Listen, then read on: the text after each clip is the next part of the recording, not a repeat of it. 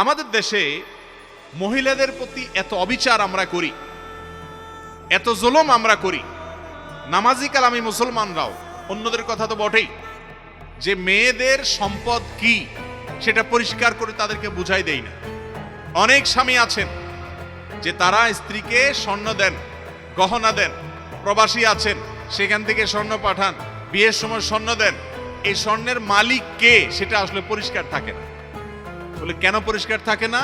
কারণ হলো, স্ত্রীকে আপনি গহনা দিলেন, এরপরে আপনার যখন টাকার দরকার হয়েছে আপনি বলতেছেন যাও তোমার গলার হারটা দাও।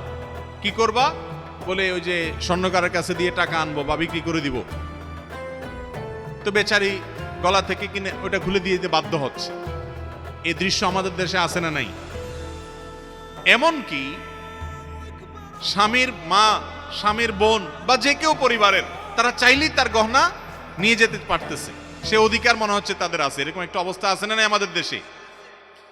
তাহলে এই স্বর্ণের মালিকটা কে?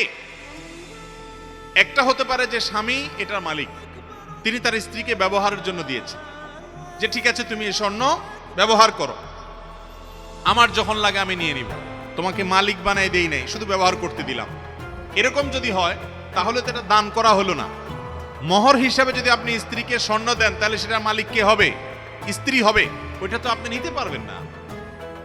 আপনি নিতে হলে স্ত্রীর কাছে নরম হয়ে আবেদন করতে পারেন, আবদার করতে পারেন, চাইতে পারেন যে তুমি যদি দয়া করে তোমার স্বর্ণটা দাও, আমার বিপদ পড়েছি, আমি তোমার স্বর্ণ বিক্রি করে আমি বিপদ উদ্ধার হয়ে আবার তোমার এটা আমি পরিশোধ করে দিব, তুমি ধার দাও।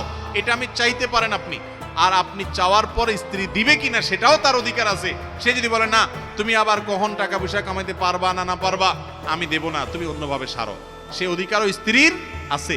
এটা বলার পরে যদি স্ত্রীর প্রতি আপনি কোনো প্রকার জুলুম না করেন, ভুল না বুঝেন, অন্যায় আচরণ না করেন, তাহলে আপনি আদর্শ মুসলমান, আপনি আসল মুসলমান। আর যদি ওইটা বলার পরে স্ত্রীর প্রতি আপনি চড়াও হন, তাহলে আপনি 2 নম্বর মুসলমান।